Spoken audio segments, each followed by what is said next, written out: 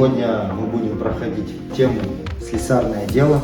Будем работать с рабочим инструментом, то есть с молотком, зубилами. Будем изготавливать коробку из металла 0,5 мм.